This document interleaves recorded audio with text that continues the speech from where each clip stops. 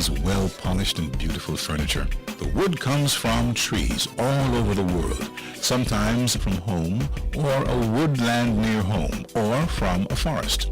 So it is simple. The wood comes from trees, which are called timber-producing trees.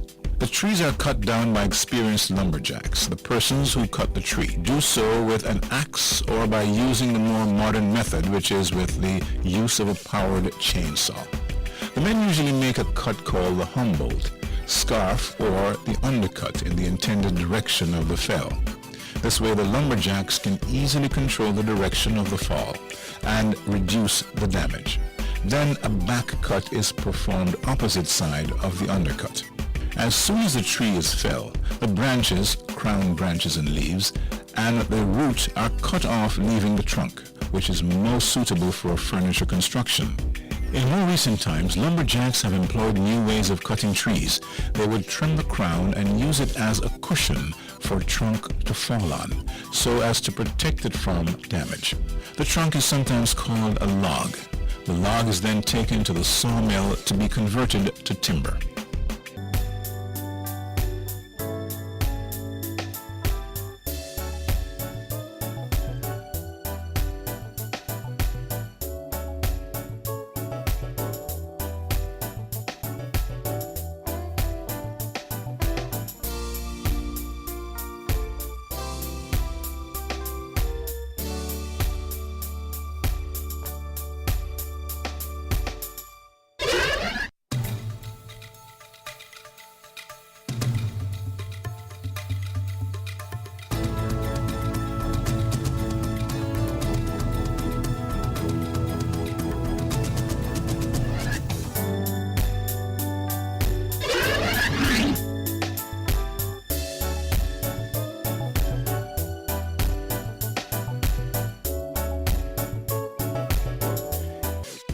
Section 2.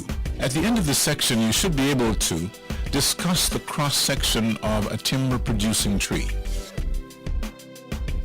Now let's look at the cross-section of the trunk and its makeup to see how it grows. If you should take the trunk of the tree and look where the cut is made to remove its crown or roots, then you will see the different layers and structures as shown in this picture. These are the parts you will observe from the cross-section profile. 1. Bark, the thick outermost part of the tree which protects it from external interference such as pounding or scrap. 2. Cambium layer. This is a thin reproductive layer that forms new tissues. It increases a tree's diameter and produces new wood. 3. Sapwood. Water and sap travel through this layer from the root to the leaves or crown of the tree. It also stores nutrients and helps to support the tree. The sapwood is more porous than heartwood.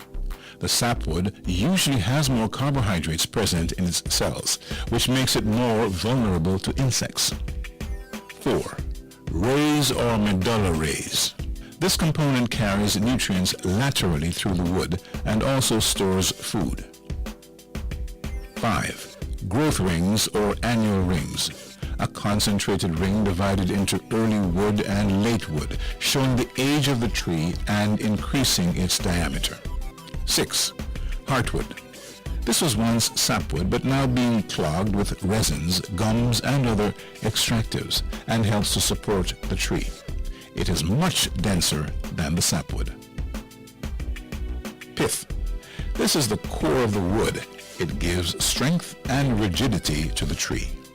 Characteristics of timber. The cross-section of the tree could also be used to identify the categories, but we would have to take a microscopic investigation on the cells structure of hardwood and softwood. This way, we will be able to relatively accurately tell if a tree belongs to which category. Generally, timber is classified based on the types of leaves and sometimes its location. Timbers that are evergreen with fine needle-like leaves and a conical shape are coniferous trees, also called softwood. Broadleaf trees with an umbrella shape are often classified as deciduous trees and also called hardwood. Let us take a look at further characteristics of softwood trees. 1. These are usually straight, round but slender, and further up the trunk increase in tapering. 2. The crowns of these trees are relatively narrow. 3. These have fine needle-like leaves. 4. The bark is coarse, rough and thick, and the trees do not shed their leaves in autumn. 5.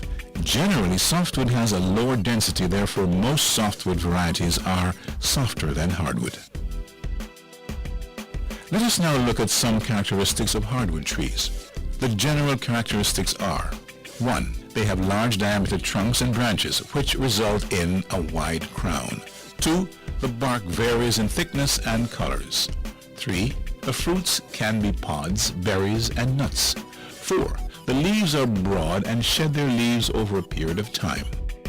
It is useful to note that some hardwoods are softer than some softwood.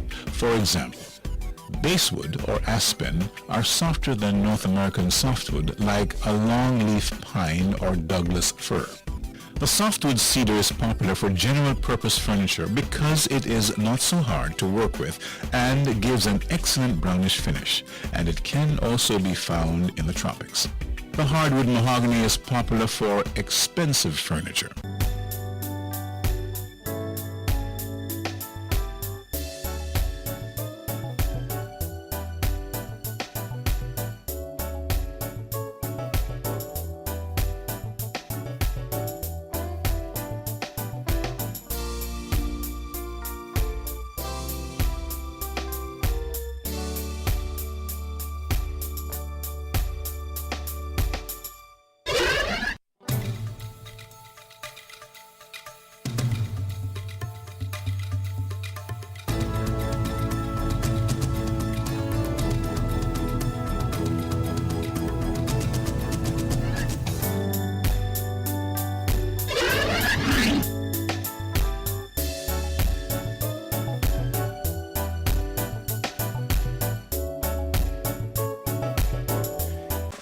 Section 3.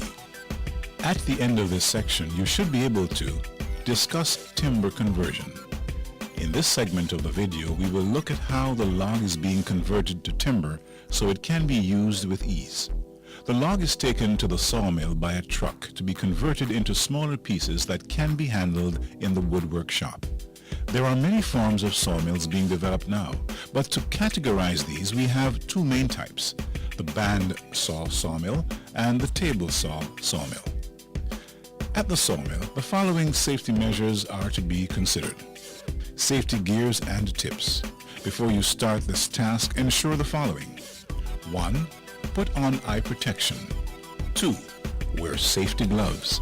3. Use safety shoes and hard boots. 4. Ear protection. Steps in timber conversion. 1. Take the log from the truck and rest it on the saw table. 2. Position the wood as necessary to feed the machine and clamp the log where appropriate. This is so that it can give a neat cut. Avoid blade twisting and kickbacks. 3. Allow the machine to feed the log automatically to make the cuts. There are sawmills that will allow the workers to feed the wood to the machine manually, but there are many others with improved technologies which automatically feed the wood. 4. Rotate the wood in a different position to cut until it looks semi-square or square. This is called a cant.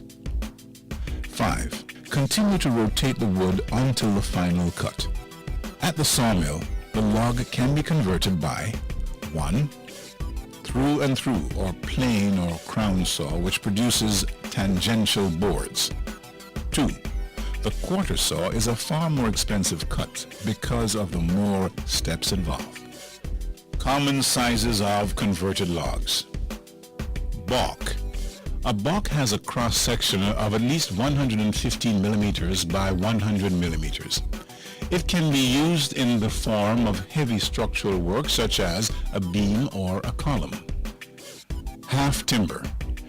This is one half of a balk that has been cut longitudinally. A half timber is mainly used for structural work. It may, however, be further cut into marketable sizes. Plank. Timber having a size of between 50 millimeter to 150 millimeter thickness and a width of at least 300 millimeter. Generally used for supporting loads on scaffolds and also used on its edge for supporting deep joists and ceiling hangers. Deal. The term used for softwoods of width between 250 millimeter and 280 millimeter and thickness ranging from 50 millimeter to 100 millimeter. Batten. Timber cut to a thickness ranging from 50 millimeter to 100 millimeter and width of between 100 millimeter and 200 millimeter. Batten are mostly cut from softwood and used for holding roof covering and ceiling framings. Board. A piece of timber with a thickness less than 50 millimeter and a width of 100 millimeter or more. Boards are used in the construction industry for flooring, shelving, and furniture making. Scantling. Timber having thickness ranging from 50 millimeter to 100 millimeter and width varying from 50 millimeter to 115 millimeter. These are used for smaller beams and frames, such as rafters for roofs, wall studs, and floor joists. Strips. These are pieces of timber less than 50 millimeter thick and less than 100 millimeter wide.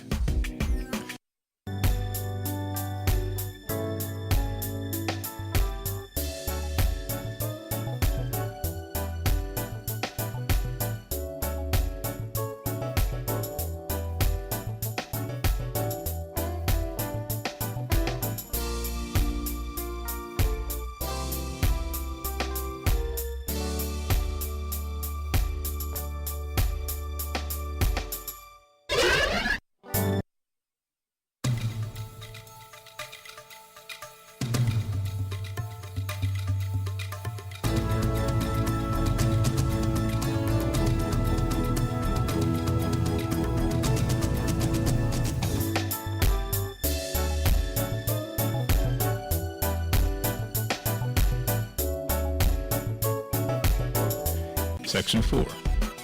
At the end of the section, you should be able to discuss the seasoning of timber. The seasoning of timber means preparing the timber by removing excessive moisture content for its intended purpose. Why is it important to remove the excessive moisture from the wood? How can we possibly remove moisture from wood?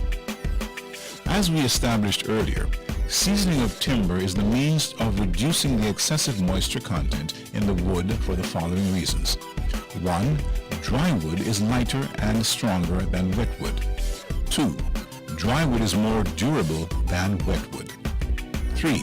Dry wood is less vulnerable to insects' attack than wet wood. 4. Well-seasoned lumber is easier to work with and handle when using tools or machines.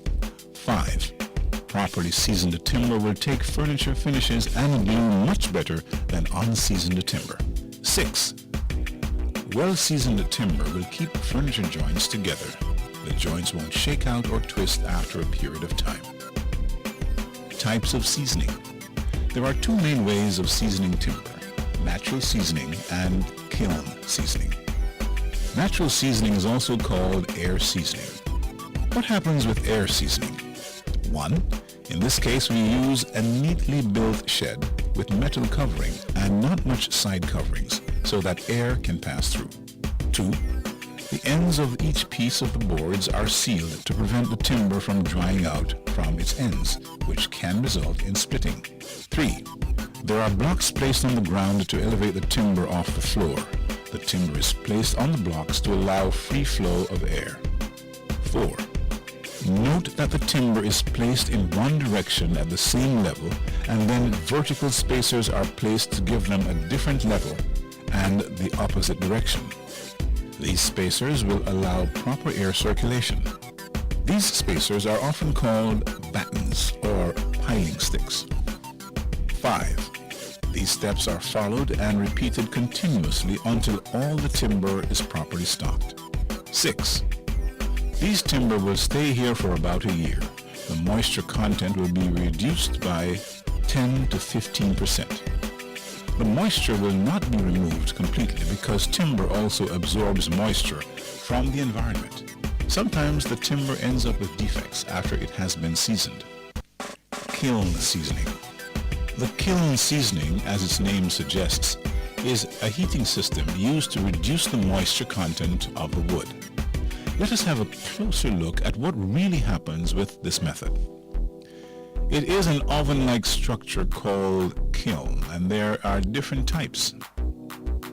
The timber is placed in the kiln in a similar manner as of the natural seasoning. There are pipes inside the kiln that provides steam at low temperature, and the temperature is adjusted to allow the moisture to reduce slowly. The amount of heat and steam are controlled by the operator outside the kiln. Timber is usually kept there for days and then removed when the moisture content is reduced to about 10%. Defects in timber. Defects are any irregularities found in timber due mainly to seasoning and improper handling. Some of the defects are: 1. Uneven shrinkage. Too much uneven shrinkage during seasoning can result in the timber to have a cup-looking shape, and it will be very hard to work with. 2. Knots. There are two types: live and dead knots. The live knots can be worked with in the timber, but the dead knot must be avoided at all costs. 3. Splits.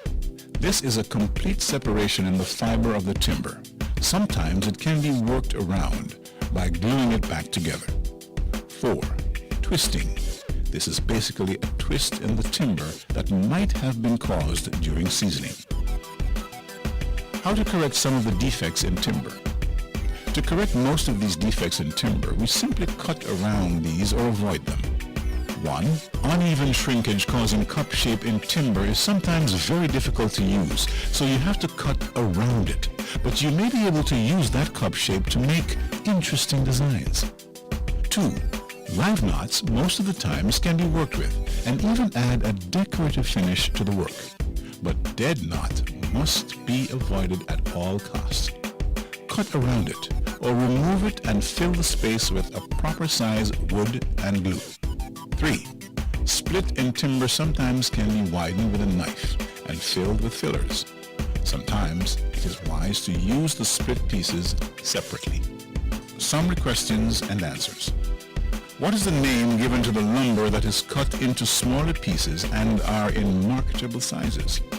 Answer: timber. 2. What is the name of the outer section of a trunk? Answer: the bark. 3. How do you determine the age of a tree? Answer: count the number of annual rings. 4. What is the importance of converting log into timber? Answer: the wood is easier to work with in the workshop, and also seasoning will be easier to take place. 5. Why is it critical to season the timber before it is used to make the wooden products or furniture? Answer: unseasoned timber will result in many defects. 6. What is meant by defects in timber? Answer: any irregularities found in the timber that will have a negative effect on the normal use of the timber.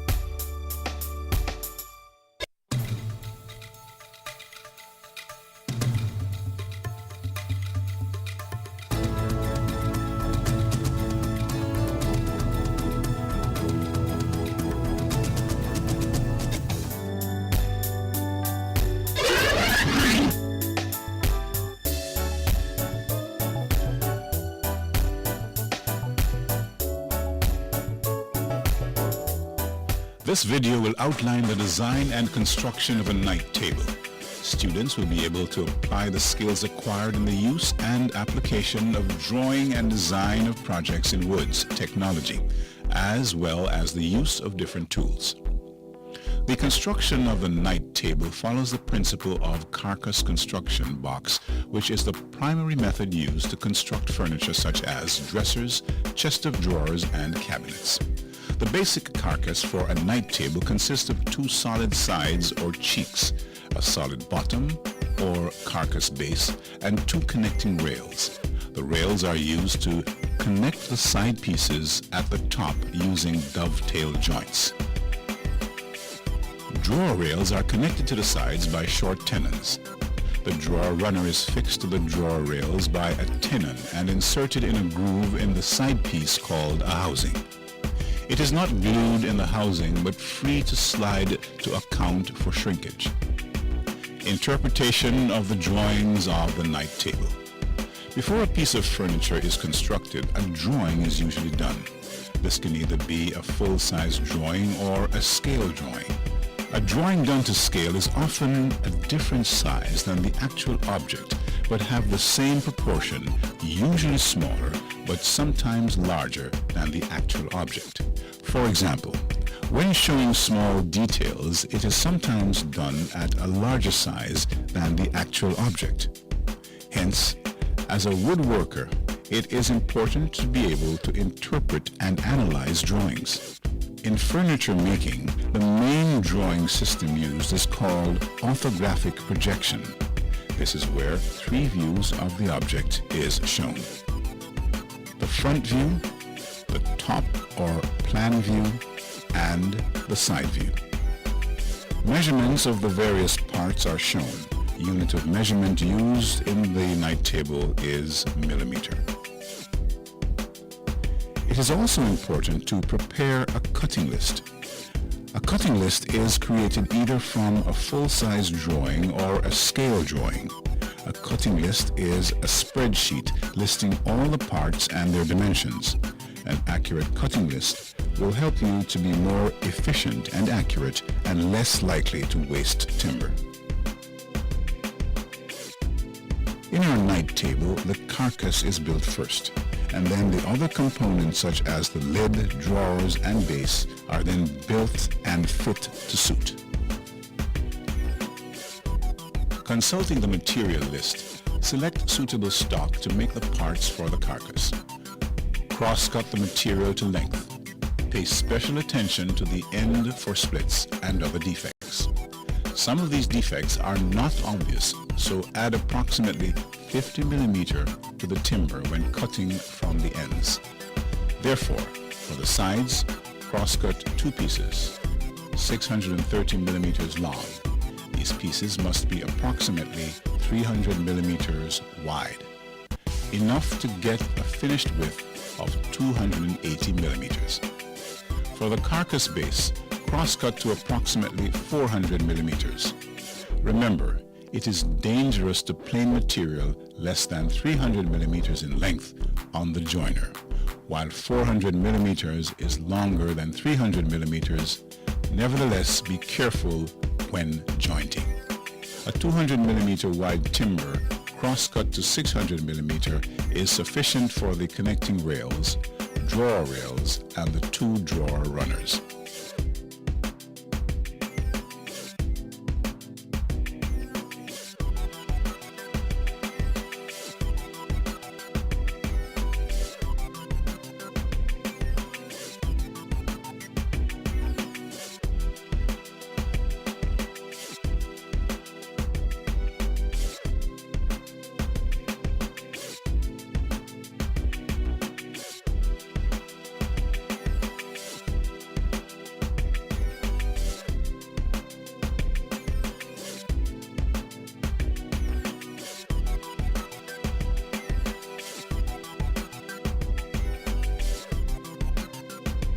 Preparing the parts.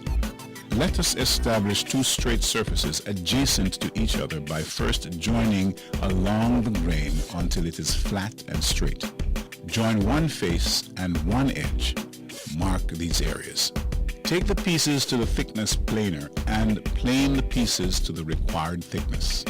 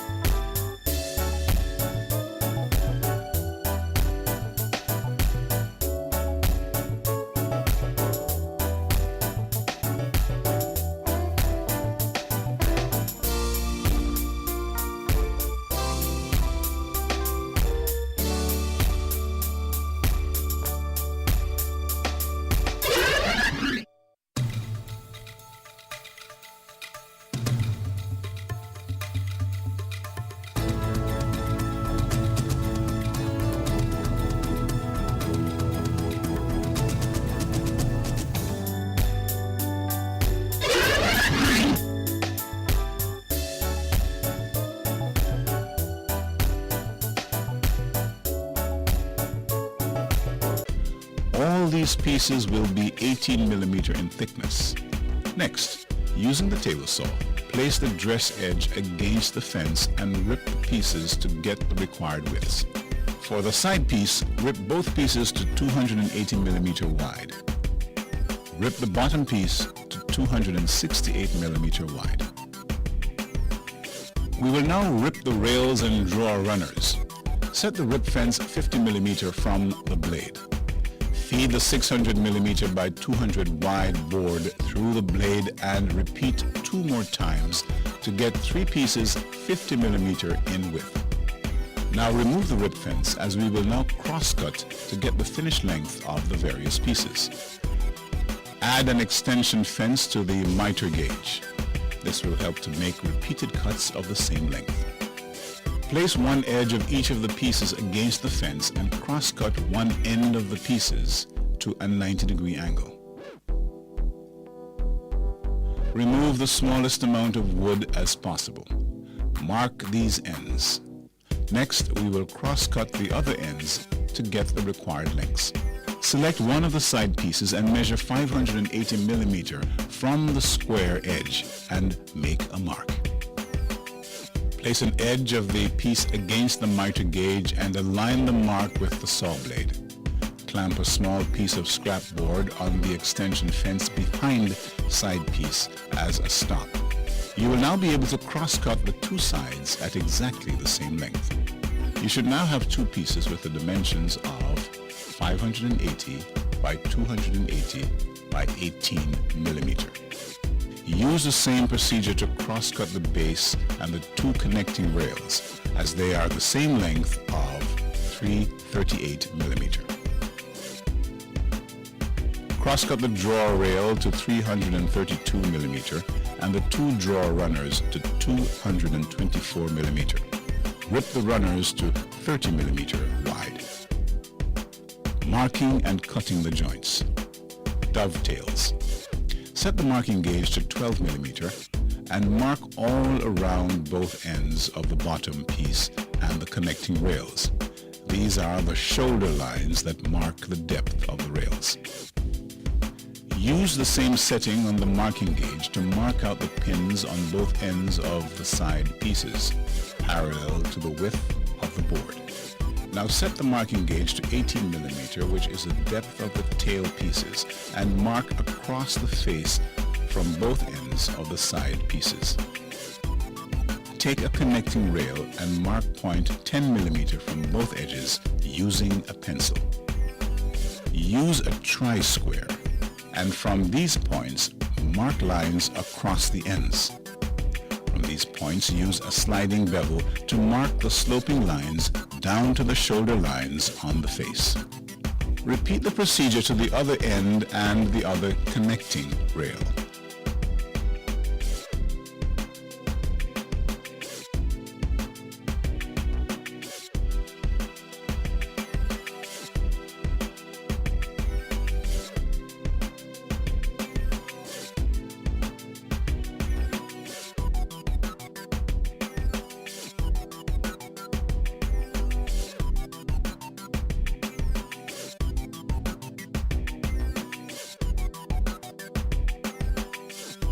Similarly, for the bottom piece, from one edge, use a pencil and a ruler. Mark points 10 millimeter, 34 millimeter, 44 millimeter across an end. Do the same from the other edge. Use the sliding bevel to mark the sloping lines down to the shoulder lines on the face. Repeat this procedure to the other end of the bottom piece.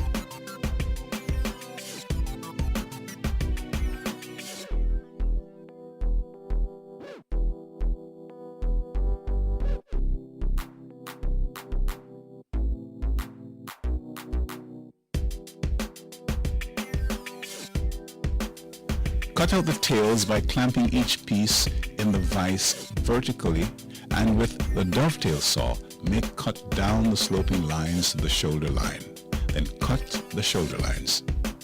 The bottom piece will require the aid of a coping saw.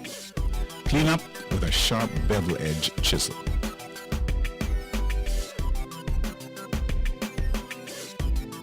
We will now mark out the pins on the sides. Clamp a side piece in the vise vertically with the top up. Place a connecting rail horizontally face up on top of the side piece. Support the other end with a piece of timber or use a plane turned on its side and carefully align the tail in the correct position. Use the tails as template to mark out the pins on the side piece.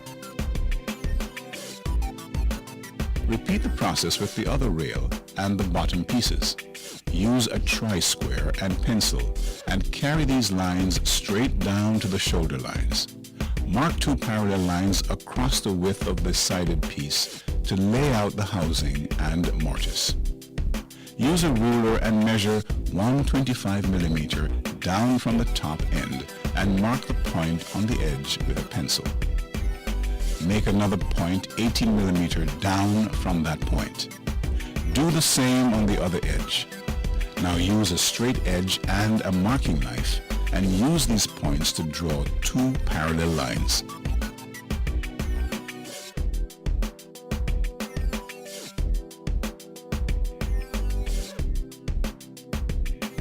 Set the spurs on a mortise gauge 14 millimeter apart and the stock 18 millimeter from the fixed spur. Use the mortise gauge to mark out the mortise for the draw rails between the 2 parallel lines. Mark shoulder lines 10 millimeter from both ends of the drawer rail. Use the mortise gauge with the same setting and mark out the tenon on the drawer rail.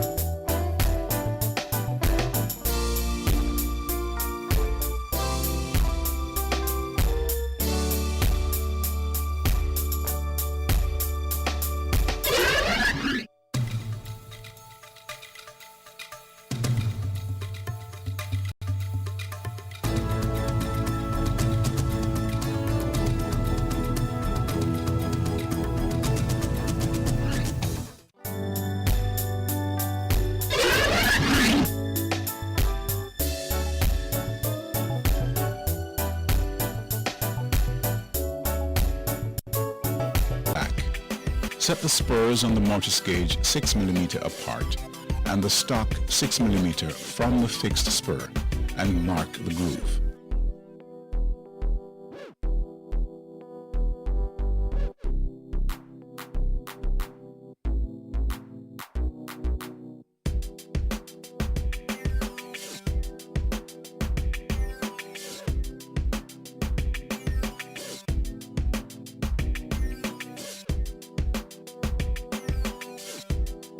On the edge of the drawer rail, use a ruler and pencil and mark points 30 millimeter from the shoulder line previously drawn for the mortise.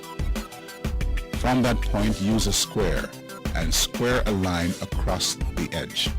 Use a mortise gauge and mark the 6 millimeter groove from the mark to the shoulder line.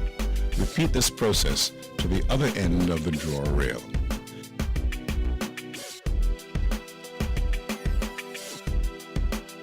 Next, we will mark out the tenons on the drawer runners. Mark shoulder lines on both face and edges 6 millimeter from one end of a drawer runner.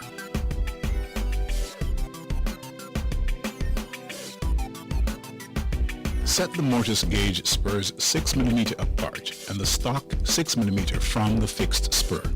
From the shoulder line on an edge, use the mortise gauge and mark from the shoulder line to the end of the piece. Do the same on the other edge and connect the line across the end. Follow the same procedure to the other drawer runner. Marking the curve on the side pieces. Mark points where the ends of the curve will be located, which is 110 mm and 320 mm from the bottom end of the side pieces. Mark the center between those points, which is 105 from either mark. Square a line from that point on the workbench. Set the points on the trammel 211 mm apart, which is the radius of the curves.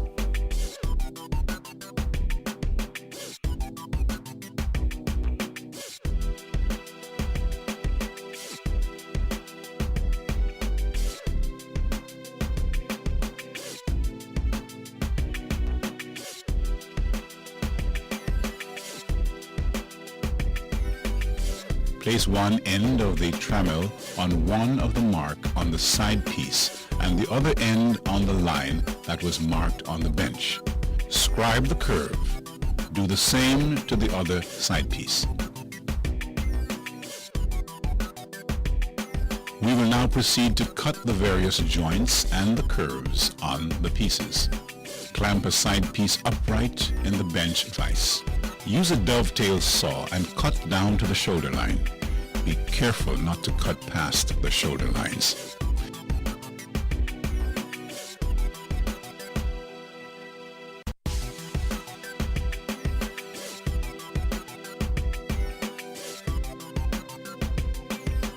Make several more cuts to facilitate chiseling out the waste.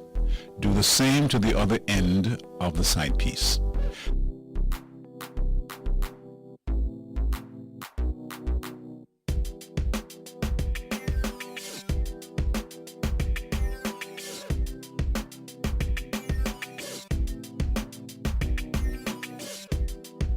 Use a sharp bevel-edged chisel to cut out the waste.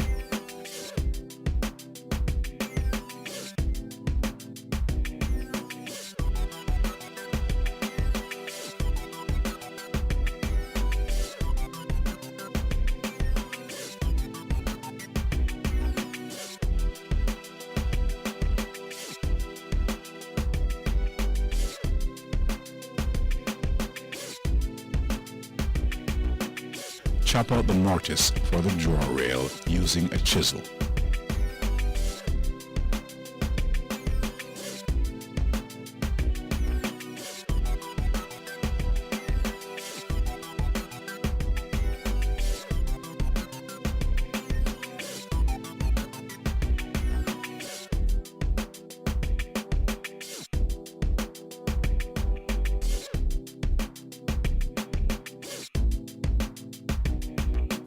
A simple way to make the housing is to use an electric router and clamp a batten to the piece to guide the router.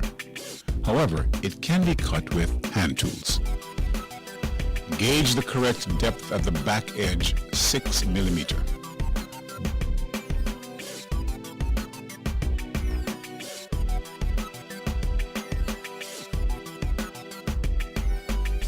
Deepen the knife cuts and form a small bevel to use a guide for the tenon saw.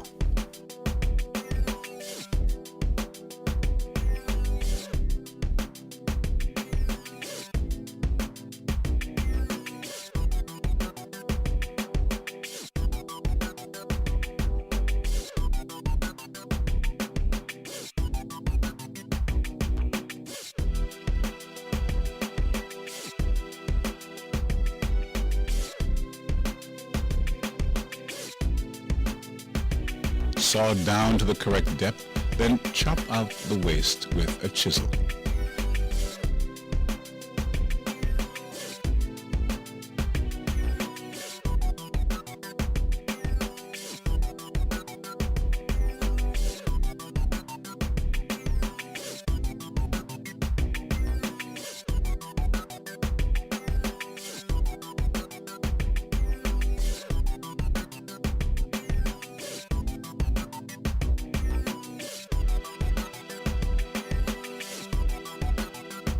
The grooves for the backing can be easily cut on the table saw. Adjust the blade to 6 mm high. Also set the fence 6 mm from the blade. Push the side piece against the fence and over the blade. Then adjust the fence and repeat the cut to widen the groove to 6 mm.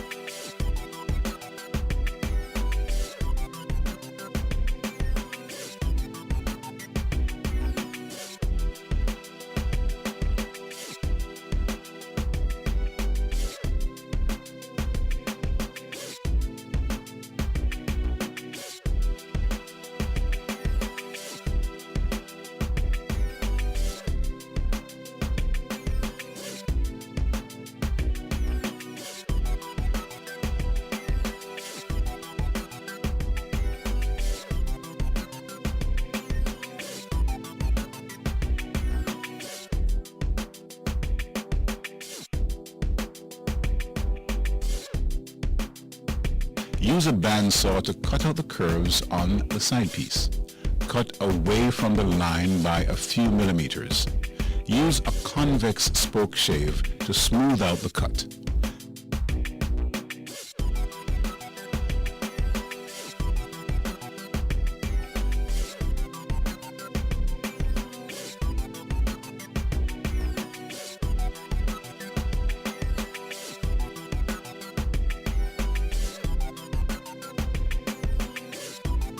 Clamp the drawer rail to the workbench and use a tenon saw to cut out the tenons.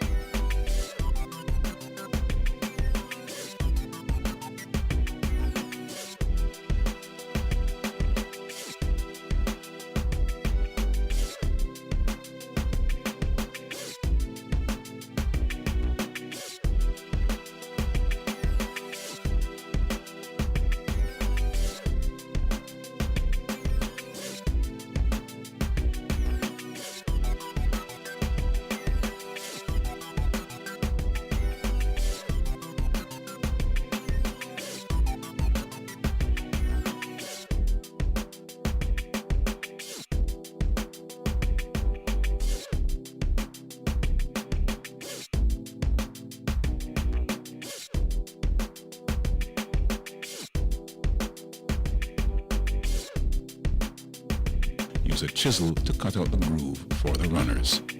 The tenon of the groove runners are also cut with a tenon saw.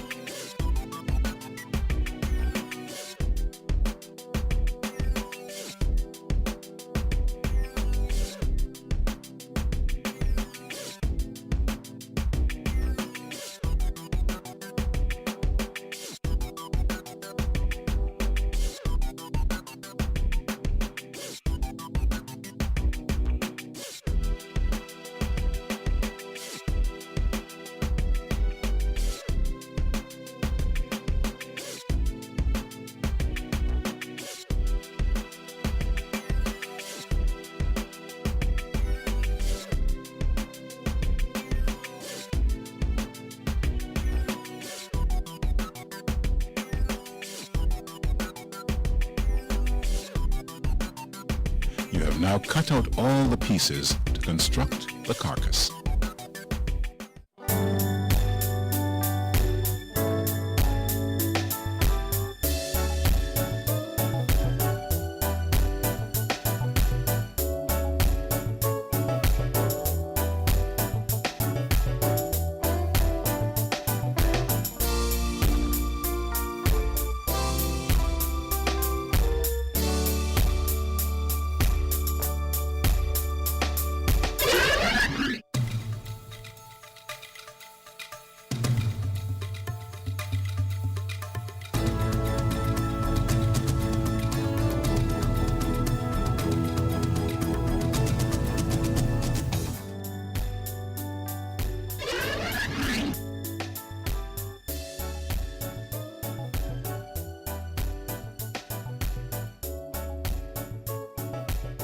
Night Table Part 2, Introduction. In the previous video, we looked at how to interpret the working drawings in furniture making, as well as cutting the parts of the night table. In this segment, we will assemble the night table. Traditionally, the carcass is assembled, and then the other parts are constructed and fitted to it. This is especially important for drawer construction because the drawer will have to be fitted in the carcass for it to operate smoothly. Dry fit the parts together and ensure they fit properly. Make any adjustments necessary.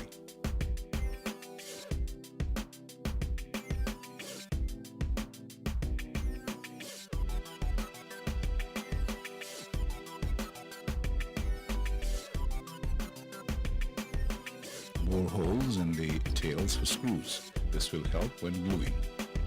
We will assemble the night table with the back on the workbench and the front face up. Apply glue to the tails on the connecting rails, the carcass base and the tenons on the drawer rail.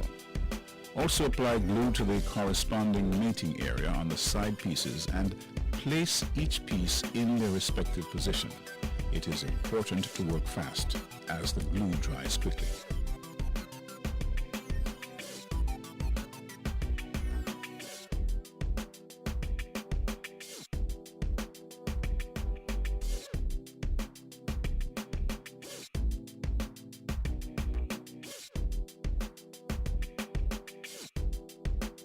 Use sash clamps to bring the joints tightly together and temporarily hold them in place.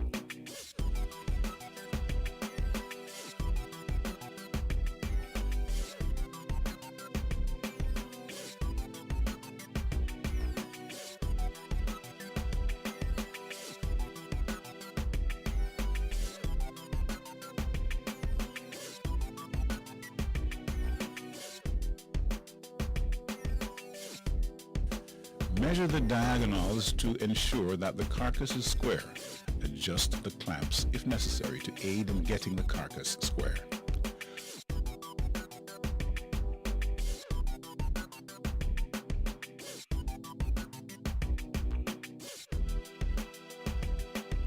When satisfied that the carcass is square, drive in the screws. You can now remove the clamps. Glue the drawer runner to the drawer rails, but do not glue it in the housing. The other end will be fixed by screws to the plyboard backing.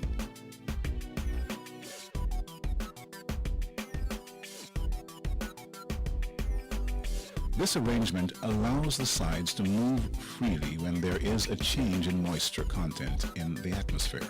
Moisture can cause the side pieces to split if it's not able to expand and contract freely.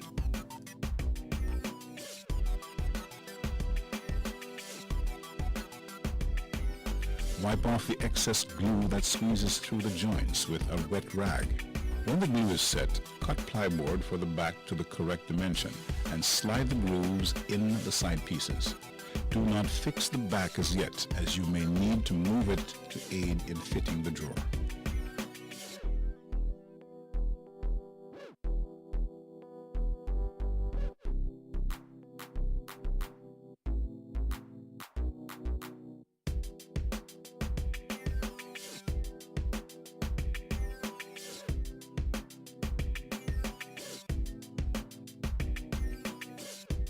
This completes the carcass construction.